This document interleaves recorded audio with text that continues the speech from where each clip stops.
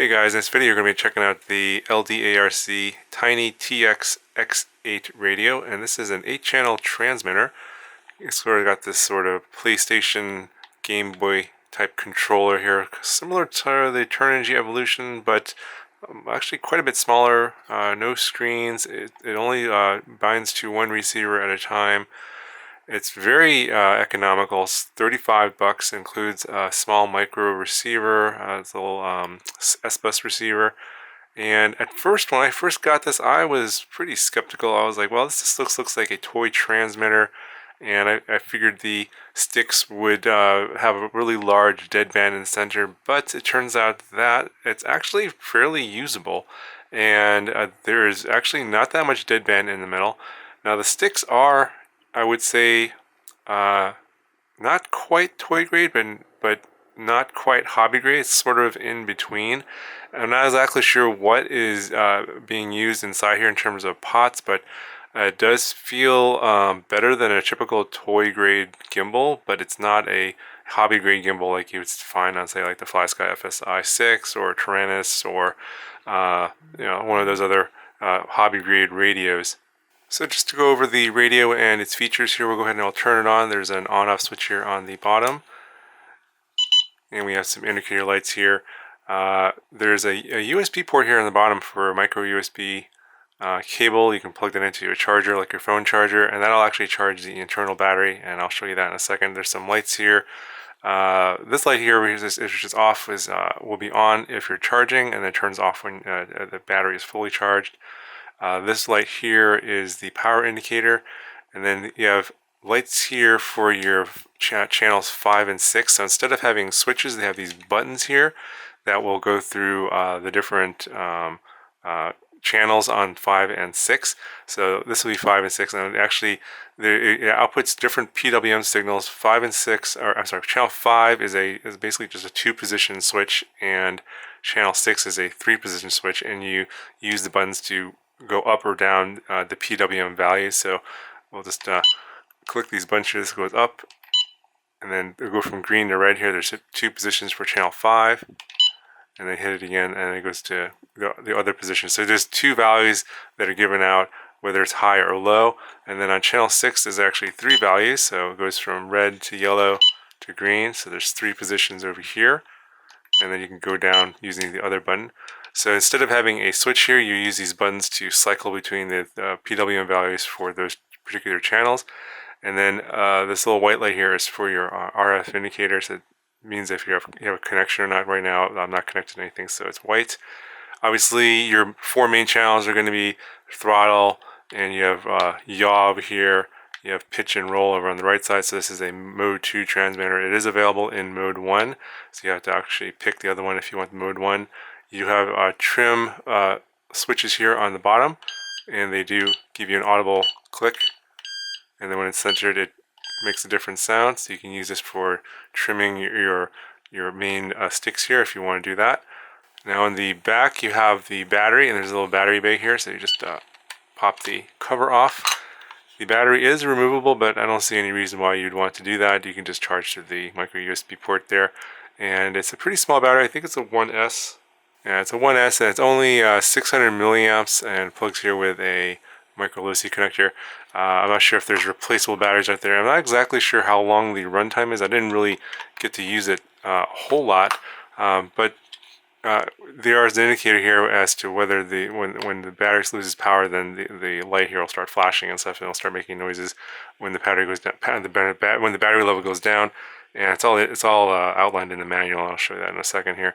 There's some switches here in the back, and this basically reverses your channels. So throttle, aileron, elevator, rudder, and channels 5 and 6 on these switches here. So in the bottom position it's normal, and when you switch to the top position it's reversed. So in certain applications, if you need to reverse the channel, it's going the wrong way, this is the way you would do that. And then channels 7 and 8 are actually on switches here, so basically only have 2 PWM values for each, either a low or a high. They're currently in the low value for 7 and 8. So I think these are not obviously going to be available to you while you're flying, like channels 5 and 6. You'd have to set these and then go and fly. But these two channels are available here if you need to set those channels. So here's a quick look at the manual, and I'm not going to go over every little detail here, but it does give you a very good description of everything that goes on, what all the values are in terms of the PWM values for the channels, and what all the switches do and everything. Pretty much everything that I've already described, but this is a little bit more detail if you want to go over the manual. One thing I do want to note is that on this section here called channel data, it goes over basically the high and low values for each of the channels. So you can see that the min and max for like Aileron goes from 1100 to 1900 with the center at 1500. If you are familiar with Betaflight Configurator, you can go as low as 1000 to 2000 on most radios, and you typically would want to set it that way, but this radio you can't do that. So you'll have to adjust your rates in Expo in Betaflight Configurator to match these limits, because basically on a radio they can go to 2000. Basically, it looks like the stick goes further than it does on this radio, but you can adjust that in your rates in Expo to basically accommodate for these limits. And so, for example, for these main channels here, aileron, elevator, rudder, it only goes from 1100 to 1900, whereas throttle goes from 1050 to 1950, so a little bit wider range on the throttle. And then these are the values for channels 5, 6, and 7 that are available to you, with only channel 6 being 3 available positions, so 1200, 1500, and 1800. Now, in addition to the charging feature of the USB port, you can also plug this into your computer, download some software from LDARC, and you can actually update the firmware on this. And so the current firmware that's on here now runs the SFHSS protocol, and it's like a Futaba type protocol, and that's what the receiver actually runs. However, if you want to bind this radio to, say, a FrSky D16 or a D8 receiver, you can do that by flashing the radio with either the D16 or the D8 firmware, and then you can then go and bind to, say, like a XM or XM Plus if you want to use the D16 protocol. And then there's obviously a lot of D8 micro receivers out there for a lot of the micro drones, and if you want to bind to one of those, you just flash the D8 firmware to the radio. Now, I'm probably going to do a separate video. I'm going to look into this. I'm not sure how much interest there is in the firmware flashing and binding to FrSky receivers. Let me know in the comments below if you want to see some sort of tutorial on that. I could look into that. I wasn't planning on doing it, but obviously you can do that if you want to use this radio for FrSky receivers. So as I mentioned before, I thought this was going to be more like a toy grade transmitter, but actually it's a kind of in between toy grade and hobby grade. And basically the main difference is the way the gimbals respond, and you have sensitivity around the center of the stick. So actually in a lot of toy grade transmitters, there's actually no sensitivity around the center of the stick. It's called the dead band, and you would have to move the stick quite a bit of ways before anything happens, and all of a sudden you get a major reaction. Whereas on this transmitter, it behaves more like a hobby grade transmitter, where you move the stick just a little bit and then you just get a minor change in the PWM value just from the center. So you actually have sensitivity around the center of the stick, which is actually more of a hobby grade trait than a toy grade trait.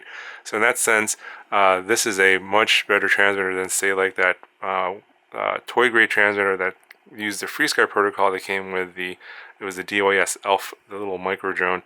That one was not a very good transmitter because the center of the stick was pretty much unresponsive. It didn't do anything until you got to the end of the stick or towards the end, and all of a sudden you get a massive reaction because basically the center of the stick didn't do anything, and then once you move over, say, like 20 or 25%, all of a sudden the PWM value jumps from the center 1500 all the way over to, like, say 16 or 1650, and so basically you have this huge deadband where nothing's going on when you're trying to give inputs, which basically means it's hard to control your drone when the gimbals react that way. But this one does not do that. It actually reacts like a hobby grade transmitter, and when you plug this into Betaflight Configurator with a receiver, you'll see that when you move the sticks around, they're actually behaving like a hobby grade transmitter. Okay, so here's a look at the receiver, a micro-sized receiver here. You will need to do some soldering to connect up to your flight controller. There's some 3 solder pads here. You have 5 volts, ground, and signal. A little bind button there. One small antenna is kind of short, and it looks like it's soldered on, not a micro FL connector. So if you happen to break the antenna, you'll need to solder on a new one.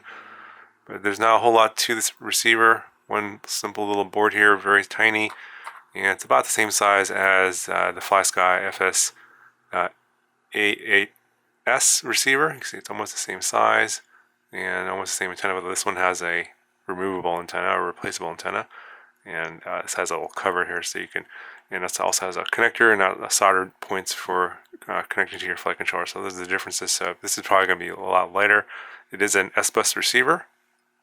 And here's a quick look at the manual and some of the specs. It does support 4 to 6 volts, so obviously 5 volts is going to be your normal usage, 35 milliamp power usage. The binding procedure is turning on the transmitter, and then you would power on the receiver while holding down the bind key, and then that will bind the receiver to the transmitter. And there are 2 fail-safe modes that are supported. You can see here one, when the signal is lost, it will keep the output throttle will be set to 988, and then all their channels will be centered. And then the other mode is probably the one you want to use for a flight controller, is that there's no output on S-Bus, and then you set all the other parameters for your channels and stuff. Usually I do that. I set my throttle and arming channels to disarm and throttle to low, and that's probably what I'll do for this particular failsafe setting. So I'm actually going to make use of this receiver pretty quickly here. I have this Aeris micro drone here, a little tiny whip brushless 2S model. And you can see here, like a lot of plug and play models with no receiver, just comes with like this connection here to add on a receiver. So it looking for an S-Bus receiver. This is an S-Bus receiver, so that's perfect. So I'm just going to cut off the little servo connector here and then solder on my wires to this receiver and then stick this inside, and then you can fly this around with this transmitter. This plug and play receiver is good for a lot of models that are plug and play. And here's another example of a plug and play model with wires that are sticking out. You can see this is the Babyhawk R plug and play model, and the wires for the receiver are already soldered onto the flight controller. You just have to solder on these wires to a receiver, something like this, and then you can fly this around with this transmitter. So I'm going to fly it around with this one first, and then maybe I'll try it with this one later, but I'm going to definitely do it with this one. Okay, so in order to demo the capabilities of this transmitter and this receiver here, I went ahead and I soldered on the receiver to the leads that came with this Aeris X90 brushless drone here, and you get to see how it flies around. And honestly, I felt pretty good using the transmitter, flying this around. I felt like I had very good control. It didn't act twitchy. It didn't behave anything like a toy grade transmitter. So if you get like one of these little brushless drones and you don't have a radio, and it's like a plug and play drone where you need a receiver, this is like a pretty decent solution, I think. You just have to connect up the receiver to the drone like I did here, and you can go out and fly. Obviously you need some FPV goggles, but a lot of times people ask me, hey, I got this drone, doesn't have a receiver, it's plug and play, what should I get? And if you don't have anything, I would recommend looking into this. This is actually a pretty good deal, 35 bucks. Can't really lose. Includes a nice little receiver, and it works well. So I definitely would recommend checking it out. Anyway, that's going to do it for this review of the Tiny TX X8 radio. Let me know if you have any questions, and I'll talk to you guys in the next video.